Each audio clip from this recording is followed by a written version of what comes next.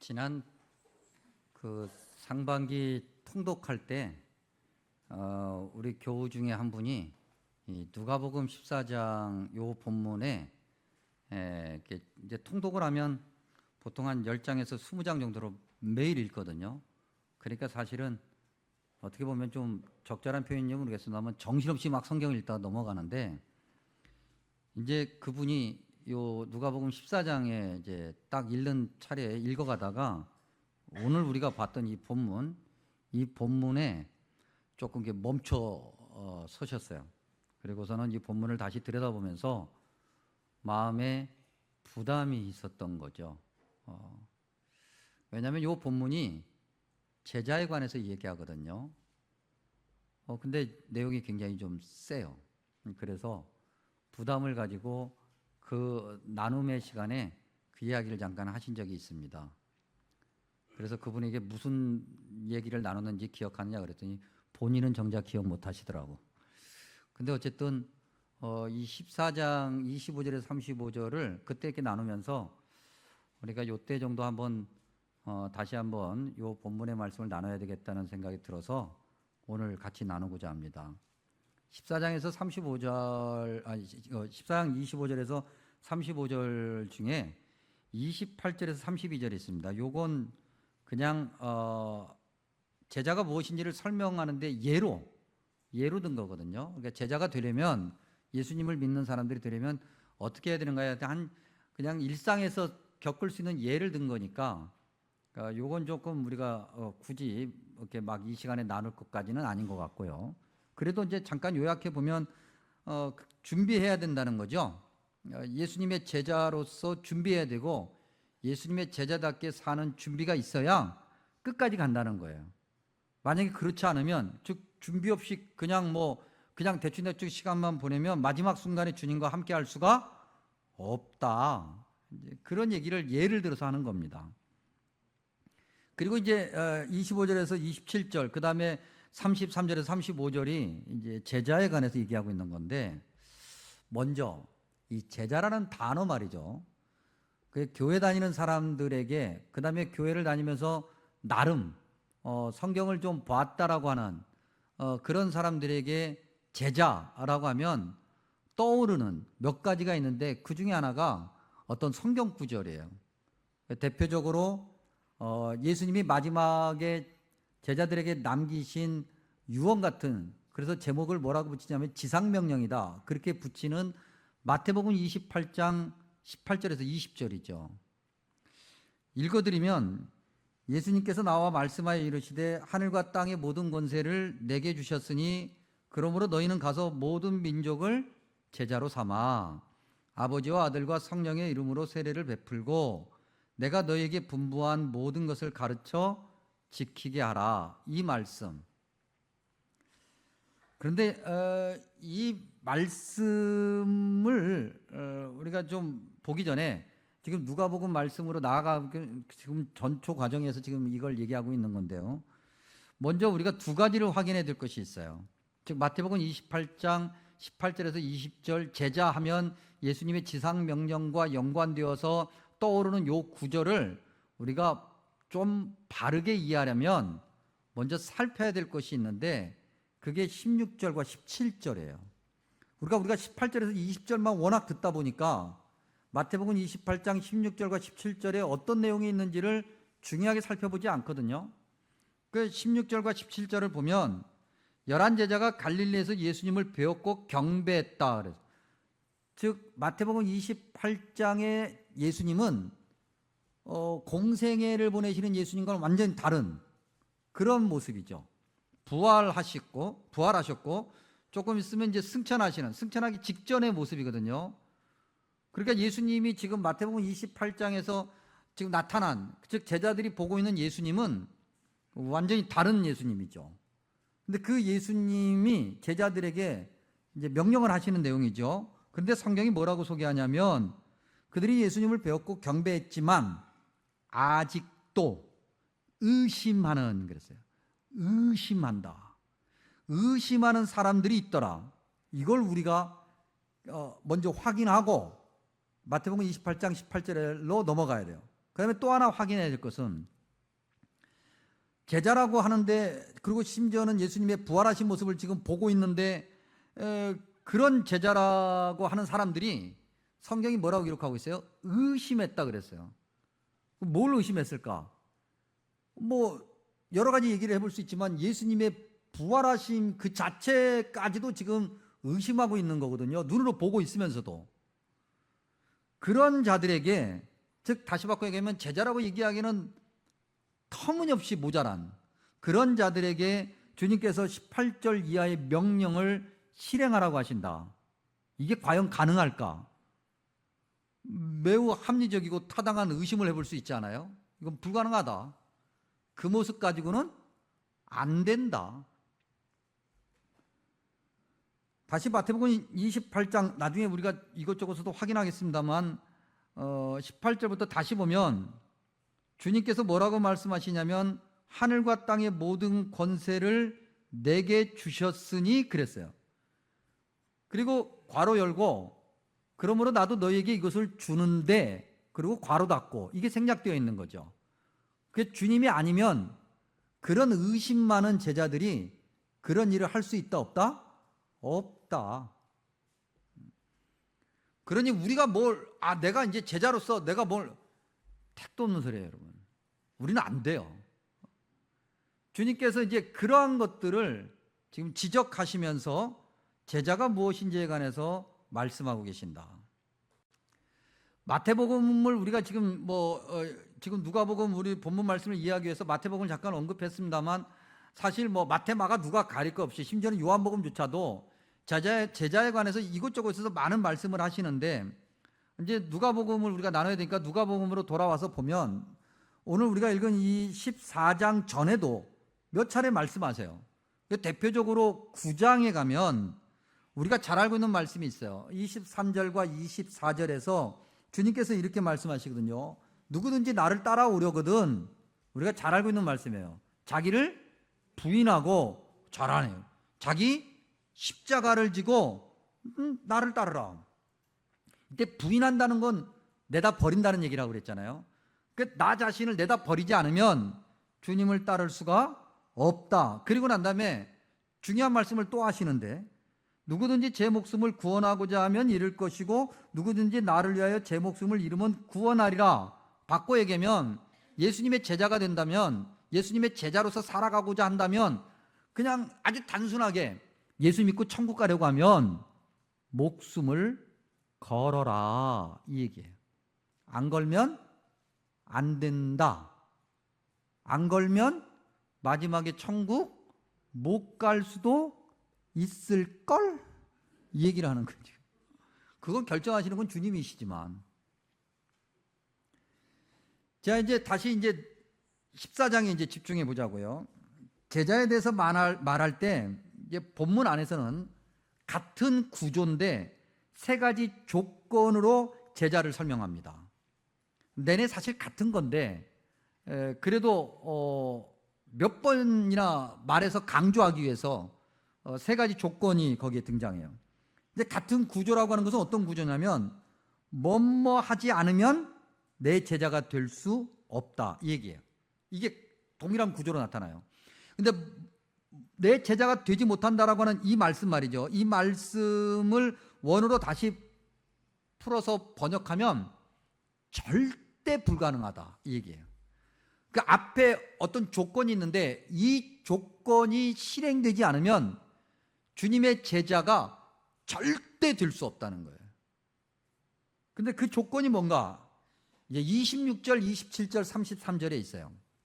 먼저 26절에 보면, 무릇 내게 오는 자가 자기 부모, 어머니, 아버지, 처자, 그 아내 또는 남편과 자식, 형제와 자매, 그리고 더욱이 자기 목숨까지 미워하지 않으면 제자가 될 수 없어요. 미워하다는 단어부터 한번 볼까요? 미워하다라는 단어의 반대어가 뭔가? 이제 누가복음을 계속 읽으면 16장 13절에 가면은 주님께서 집 하인이 있는데 두 주인을 섬길 수 없다라는 얘기를 하십니다. 왜냐하면 하나를 섬기면 하나를 소홀하게 될 테니까, 그러면서 무슨 단어를 쓰시냐면 미워하고 사랑하고라는 단어를 사용하셔요. 즉 미워하다라는 단어의 반대는 사랑하다예요. 지금 주님께서 26절에 제자가 되려고 한다면 다른 그 무엇보다도 주님을 더 사랑해야 된다는 거예요. 근데 우리가 주님보다 우리의 가족, 즉 부모, 그 다음에 형제, 자매, 자기 목숨, 이걸 더 사랑한다는 거죠. 우리가 일반적으로 내 목숨보다 더 사랑하는 나의 피부치가 있어요. 그게 뭐예요? 자식. 그놈의 자식. 주님께서 그렇게 말씀하시는 거죠. 야, 너희들이 내 제자 맞아? 그러면 너희들이 정말 이 사람들보다 나를 더 사랑하는 거 맞아? 확인해봐 라고 질문하신다고요. 누가복음 14장에서는 제자들이 당황해서 그런지 답을 잘 못했어요. 그러다가 이제 18장 정도에 가면 28절에 베드로의 입을 빌어서, 결국 베드로의 얘기가 다 남은 제자들의 이야기니까 이렇게 얘기합니다. 주님, 우리가 우리의 모든 것을 다 버리고 주님을 따랐습니다 라고 항변해요. 주님, 우리가 주님을 더 사랑합니다 이 얘기죠. 다른 모든 것보다. 그렇게 항변하니까 주님께서 곧바로 누가복음 18장 29절에서 곧바로 뭐라고 대답을 하시냐면, 하나님의 나라를 위하여 집이나 아내나 형제나 부모나 자녀를 버린 자, 이렇게 얘기해요. 즉 오늘 우리가 봤던 14장 26절의 말씀을 다시 그대로 하고 계세요.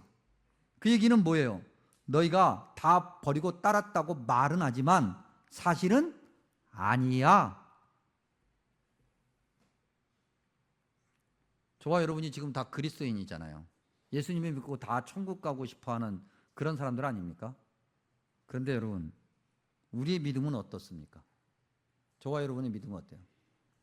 우리가 세상 그 어떤 것보다도 나 자신보다 내가 더 사랑하는 내 자식보다도 주님을 더 사랑합니까?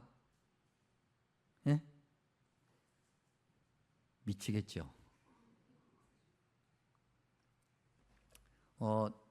로마서 정독 합시다 그랬더니 제가 깜짝 놀랐어요. 제가 19년 담임 목회 중에 정독, 통독, 듣나누에 이렇게 많이 참가한 적이 없었어요. 50명이 넘어요. 50명. 우와. 그래서 제가 너무 행복해서, 와, 우리 교인들이 이제 철났나? 50명이 넘네. 이제 내년 가면 100명 넘겠는데, 굉장히 막 그래.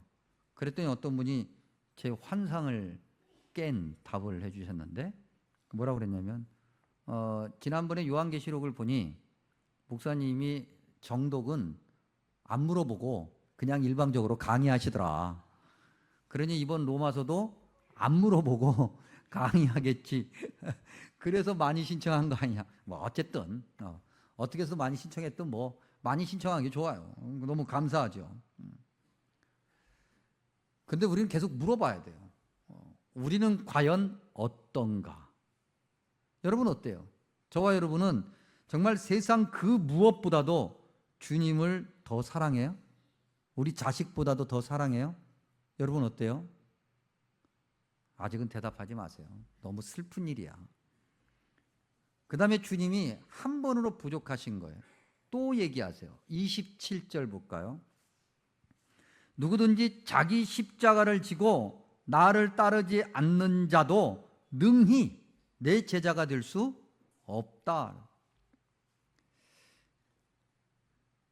로마서 듣나누 시간에는 잘 안 물어볼게, 걱정하지 마시고 신청하신 50명 잘 오긴 하세요. 근데 오늘 설교 시간에 좀 물어봐야 되겠어요. 여러분, 십자가가 뭐예요? 우리가 예수님 믿는 사람들이 맨날 십자가 얘기하잖아요. 십자가가 뭐예요? 그냥 십자가 하면 탁 떠오르는 그 얘기를 한번 해보세요. 십자가가 뭐예요?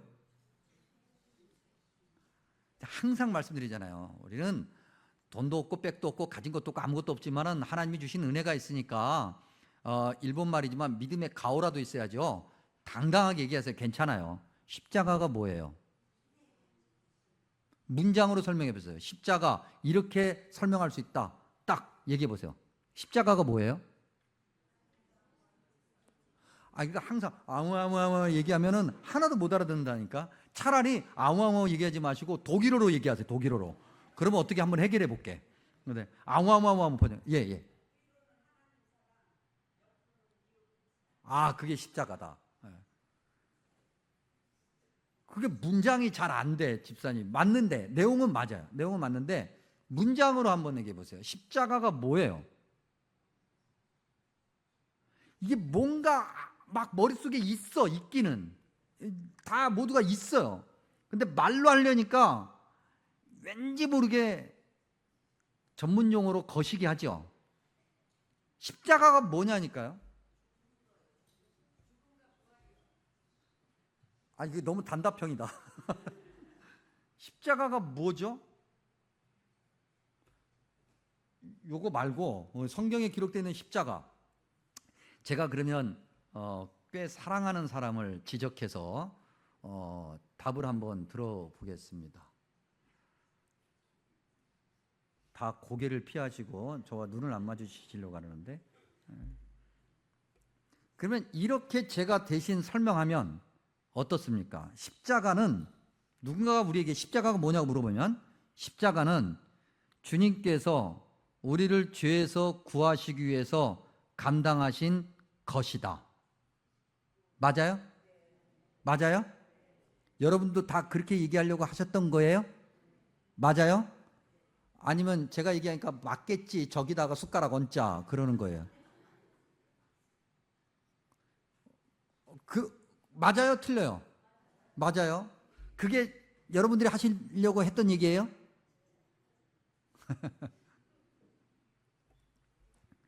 여기서 두 가지. 첫 번째는 우리가 십자가가 뭔지를 잘 모른다. 그런데 십자가 얘기를 한다.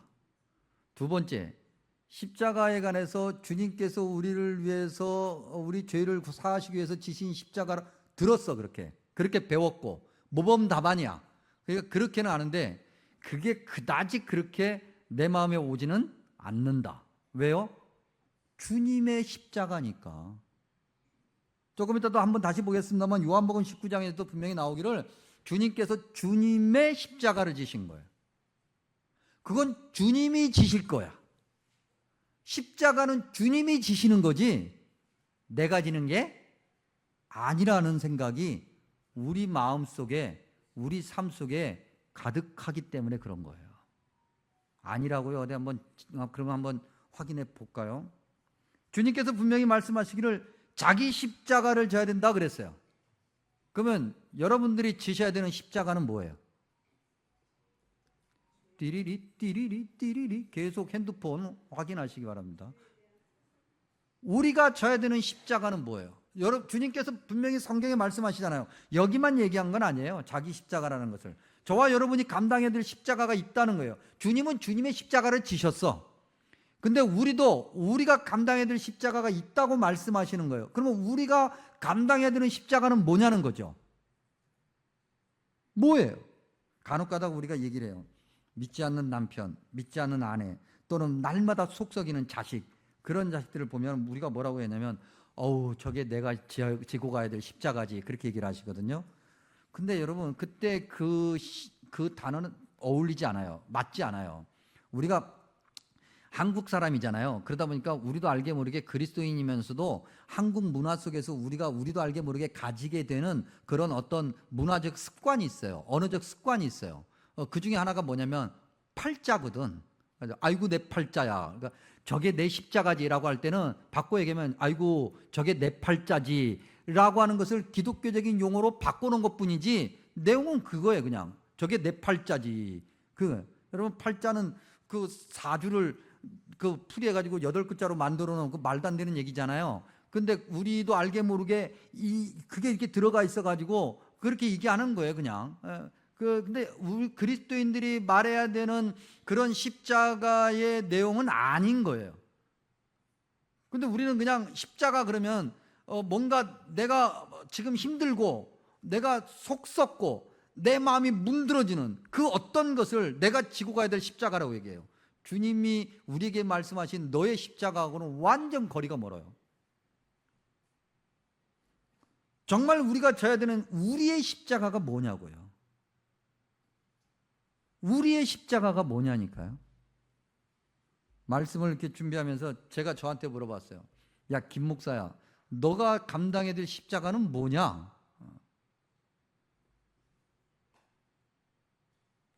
말씀드리지 않을게요. 궁금하시면 계속 참으세요. 네. 주님은 주님의 십자가를 지셨어요. 그러면 주님의 십자가가 뭔지를 다시 생각해 볼까요? 우리가 방금 얘기했던 것처럼 주님의 십자가는 우리를 죄에서 구하시기 위해서 주님께서 모든 걸 던져 감당하신 거예요. 그것 때문에 우리가 죄에서 사함 받았고, 그것 때문에 우리가 천국 갈 수 있는 자격을 얻게 되고, 그것 때문에 우리가 오늘 은혜로 하루하루를 살아요.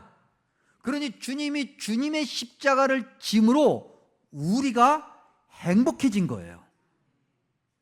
그러면 우리의 십자가라고 얘기할 때 그것이 무엇인지는 각자가 여러분들이 정확하게 다 생각을 하고 그렇게 기도하면서 답을 얻어야 되겠지만, 적어도 우리가 우리의 십자가를 감당해야 된다고 주님이 말씀하실 때 그건 뭘 얘기하냐면, 우리가 우리의 그 어떤 것을 내어놓음으로 우리 때문에 누군가가 행복할 수 있어야 된다는 거예요. 그게 우리가 지는 십자가예요. 근데 우리가 생각보다 그렇게 살고 있는가? 교회 안에서 우리 그렇잖아요, 여러분. 서로 말 때문에 상처받잖아요. 주고받고 막. 내가 준 상처는 하나도 기억 못해. 나는 상처를 준 적이 한 번도 없다고 생각하고, 내가 받은 상처만 기억하면서 주님 말씀은 묵상 안 하고 그 상처를 곱씹어 날마다 묵상하고 상처를 키워. 그래가지고 교회가 더 힘들어지는 경우들도 너무 많잖아요.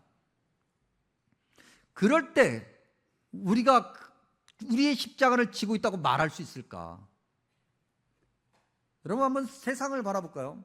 세상이 교회 때문에 즐거워요? 세상이 교회 때문에 행복해요? 세상이 그리스도인들 때문에 즐거워요? 교회 다니는 사람이나 교회 다니지 않는 사람이나 세상이 봤을 때는 다 똑같다고. 아니, 교회 다니는 것들이 더하면 더했지, 이렇게 세상이 생각하잖아요. 왜 그럴까? 온통 우리, 온통 나라고 하는 것이 너무 앞서 있기 때문에 그런 거죠. 여러분, 우리가 어쩌다가 둘이 싸워. 친구 A라는 사람과 친구 B가 싸워요. 다 같이 셋이 다 친구, 나까지 친구인데 A, B가 막 싸워. 이렇게 가만히 제3자로서 보고 있으면 대부분의 경우는 A, 네가 잘못했네, B, 너는 잘못한 거 하나도 없고 A, 네가 문제야, 이런 경우는 거의 없잖아요. 생각보다 제3자 입장에서 보면 A도 문제고 B도 문제고, A가 조금 더 문제겠지만 그냥 B가 한번 너그럽게 받아주면 되겠고, A가 조금 더 문제니까 내가 잘못해서 한마디 하면 끝날 건데, 둘이 그냥 나라고 하는 자존심을 붙들고 서로 으르렁대니까 끝이 없는 거예요. 그래서 제3자의 입장에서 봤을 때는 생각보다 으르렁거리면서 목숨 걸고 팔 걷어붙이고 너 죽고 나 죽자 할 일이 생각보다 많지 않는데, 내가 당사자가 되면 얘기가 달라져 버려요. 왜요? 나니까. 내가 소중하니까. 내가 중요하니까. 내 자기애가 너무 강해서.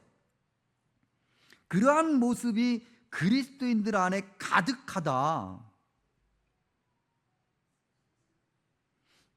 그 다음에 또 하나, 33절.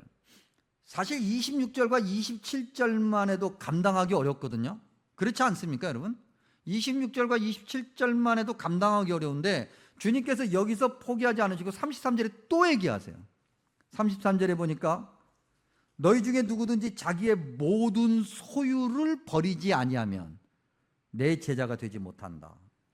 우리말로는 소유라고 번역해서 마치 이렇게 재산, 물건, 유형의 그 어떤 것인 것처럼 느껴지는데, 원문에 의하면요, 우리에게 속한 모든 것이에요. 그게 유형이든 무형이든 근데 일반적으로 지금 26절과 27절에서 얘기한 것에 이어서 33절은 그냥 어떤 재산, 물건, 소유 이렇게 얘기하고 있는데 뭐 그것도 틀린 건 아니니까 그거에서 한번 집중해서 보면 버리다라고 하는 단어는 포기하다. 그 다음에 나에게서 분리시키다 이런 얘기거든요. 그러니까 나와 완전히 무관하게 되는 거죠. 주님께서 그렇게 말씀하신다는 거죠. 제자가 된다라고 하는 것은 내가 가지고 있는 것 그것이 유형이든 무형이든 뭐 26절에 기록된 것처럼 심지어는 내 자식이라 할지라도 그런 것들을 버리는 건데 우리가 26절과 27절에서 그런 무형에 관한 것을 했으니까 유형 즉 물질 돈이라고 생각한다면 이 돈을 버려야 된다는 거예요. 주님께서 어느 순간 말씀하시는 거죠. 야, 너가 그 정도 됐어. 아유, 훌륭해. 됐어. 열심히 그렇게 잘 살아왔고, 그것 때문에 돈도 많이 벌었고, 야, 그 정도면 됐어. 자, 이제는 한번 놔봐. 그러면 놓냐는 거죠.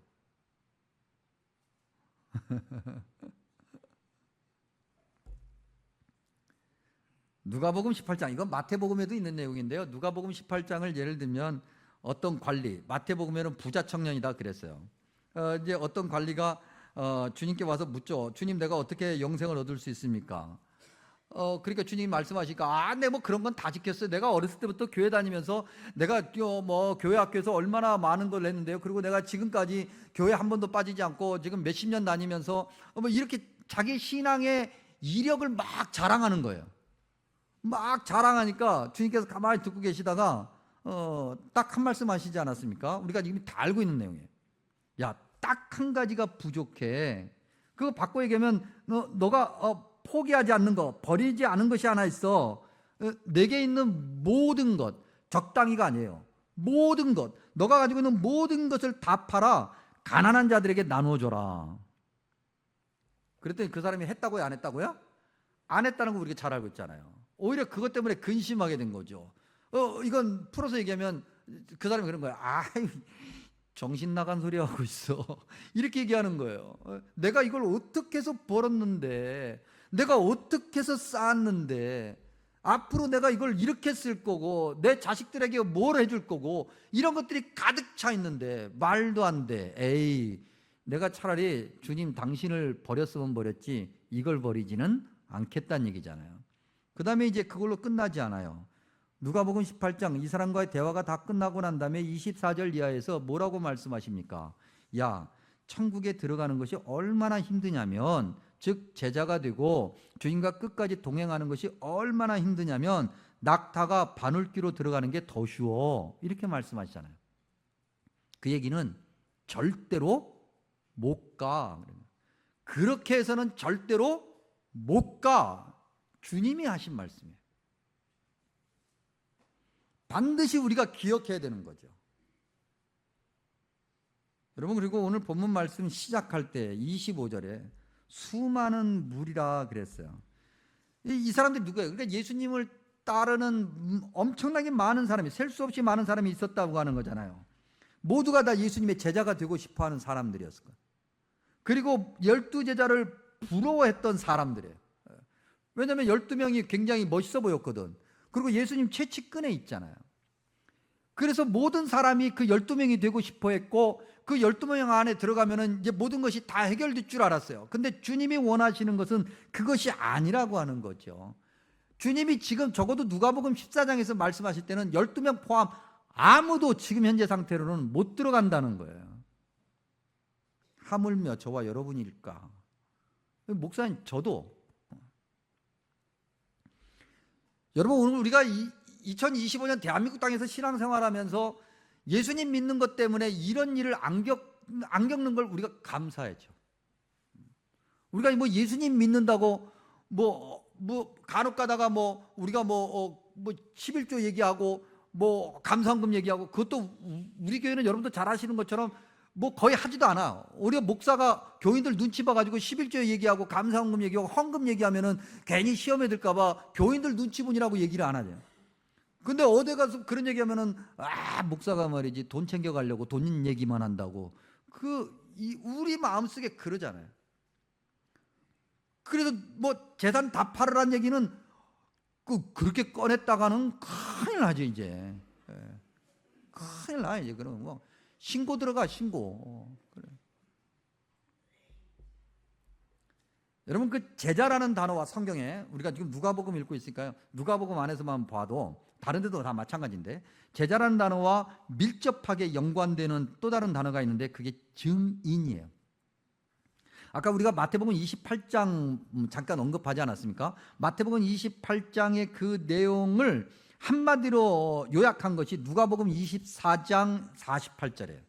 누가복음 24장 48절에서 주님께서 뭐라고 말씀하시냐면 너희는 이 모든 일의 증인이라, 증인이어야 한다, 이 얘기예요. 그리고 난 다음에 이제 사도행전 1장 8절로 가는 거죠. 사도행전 1장 8절은 우리가 너무 잘 알고 있어요. 하도 많이 들어서 잘 알고 있는데 오직 성령이 너희에게 임하시면 너희가 권능을 받고 예루살렘과 온 유대와 사마리아와 땅끝까지 이르러 내 증인이 되리라. 잘 알잖아요. 머리로 잘 알지.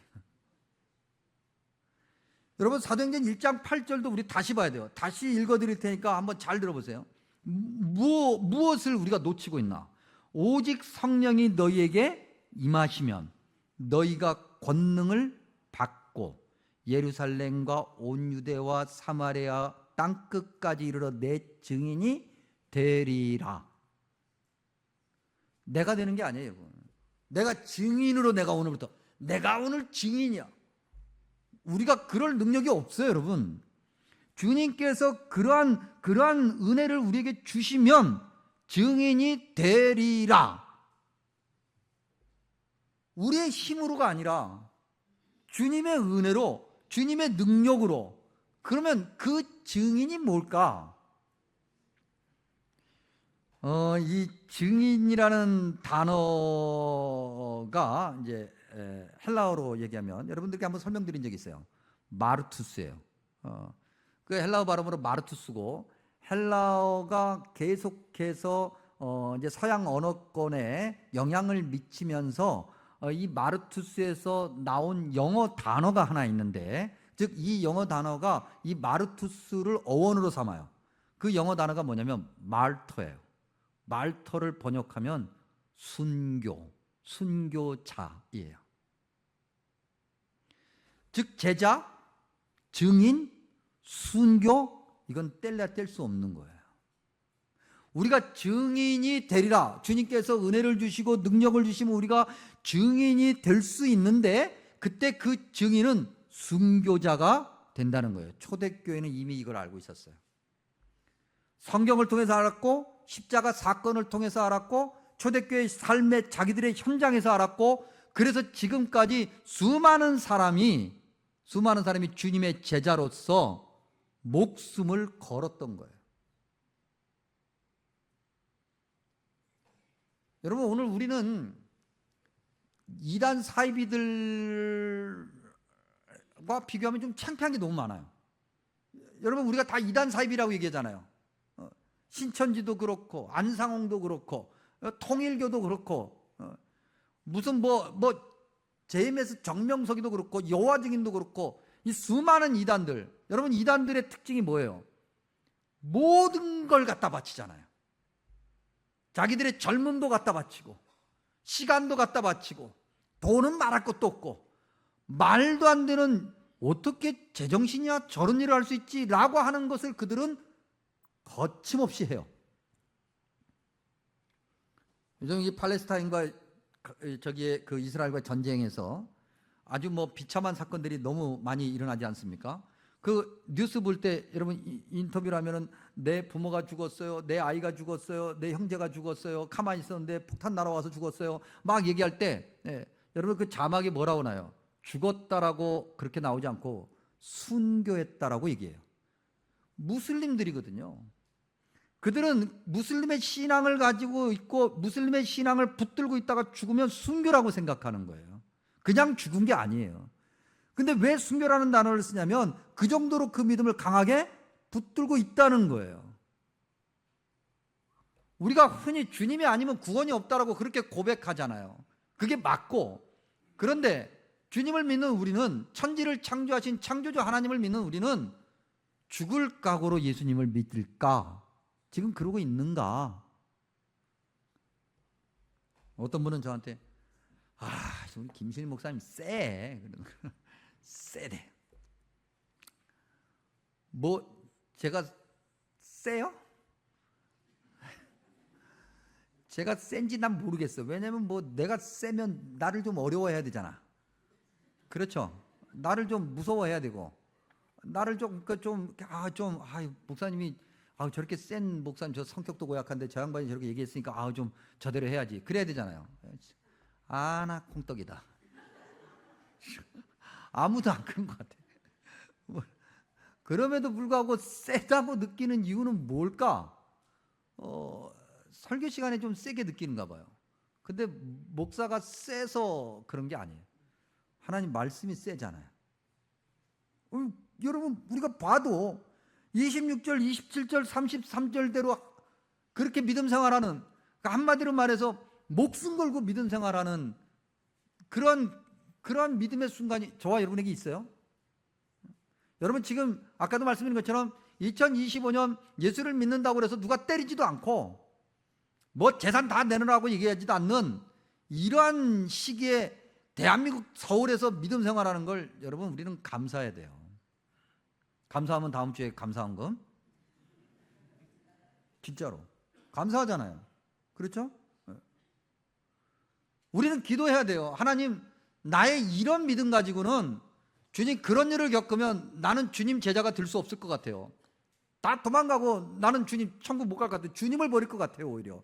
그러니 주님 그런 시험에 빠지지 않도록 주님 나를 좀 지켜주세요. 이렇게 기도하는 것이 우리는 정직한 거죠.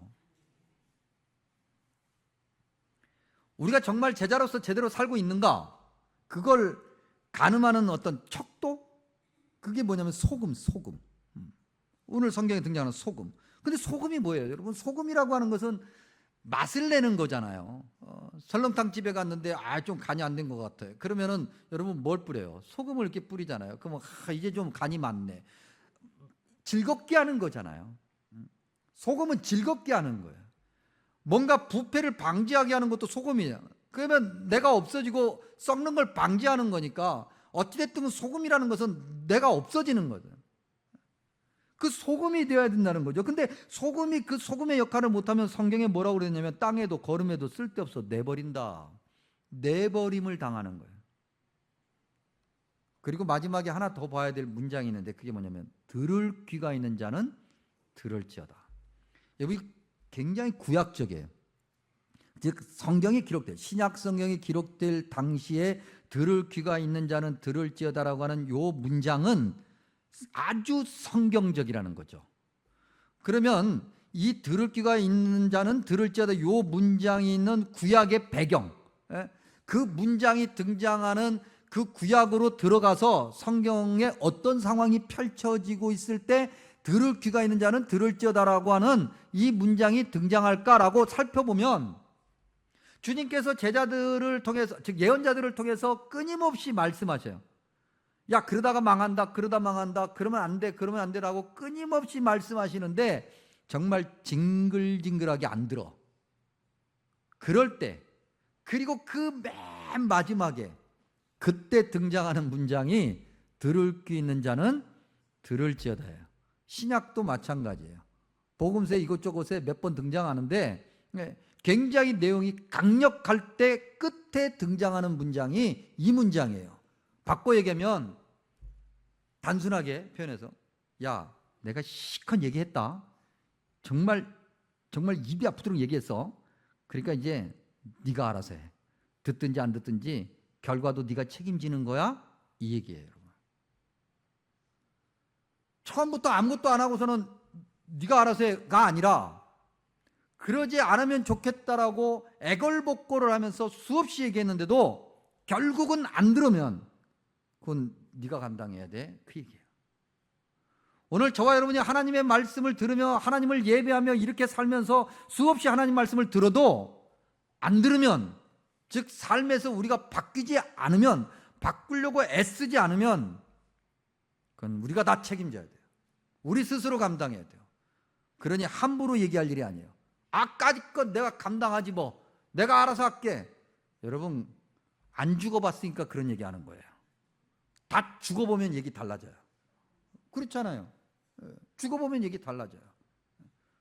그러니까 아직 숨 쉬고 있을 때, 살아있을 때가 기회인 거예요. 근데 우리 주님이 말이죠, 들을 귀가 있는 자는 들을지어다 하고 14장으로 이제 성경 덮어 그렇게 하시지 않았어요. 그리고 15장을 또 진행해요. 그리고 지금까지 계속 진행하고 계셔. 하나님 은혜죠. 하나님 섭리죠. 사랑하는 성도 여러분, 저와 여러분이 제자로서 잘 살 수 있기를 바랍니다. 이건 목사인 저도 절대 예외 아닙니다. 그런데 이렇게 해서는 안 됩니다, 여러분. 정말 감사하게도, 세상 말로 다행히게도 우리에게 아무 일도 일어나지 않아서 이렇게 신앙생활하고 일주일에 한 번 예배드리면서 그냥 뭐 이렇게 그리고 뭐 몸부림치는 것도 없고, 다음 주에 내가 성경을 어디다가 처박아 놨더라, 지금 성신교회는 좀 스크린에다 좀 쏘지, 그냥 에이 안 되겠다 오늘 그냥 핸드폰 들고 가자, 그냥 여러분 그래가지고는 택도 없어요. 그래 잘 믿어야죠. 잘 믿어야 되지 않겠어요? 잘 믿어도 될까 말까 하는 시대에. 그리고 하나님께 늘 기도하십시오. 하나님, 내가 너무 연약하니 첫 번째는 주님 나를 지켜주시고, 두 번째는 주님 좀 피할 수 있게 해 주옵소서. 맞닥뜨리면 100점 100패 할 테니까. 사랑하는 성도 여러분, 많은 이 중에서, 예수님을 따르는 많은 이 중에서 제자가 된다고 한다면, 주님이 그렇게 인정하신다고 한다면 그건 최고입니다. 근데 많은 이 중에 그저 그렇고 그런 한 사람이라면 우리는 정말 불행한 사람입니다. 주님이 주시는 은혜 가운데서 끝까지 행복하시기를 축복합니다. 기도하겠습니다. 좋으신 아버지 하나님, 주님의 귀한 말씀 듣게 하시니 감사합니다. 주님이 원하시는 모습으로 변화되고 성장하고 성숙하며 열매 맺게 하여 주옵소서. 끝까지 주님과 동행하게 하시고 주님이 원하시는 주님의 제자가 되게 하여 주옵소서. 예수님의 이름으로 간절히 기도하옵나이다. 아멘.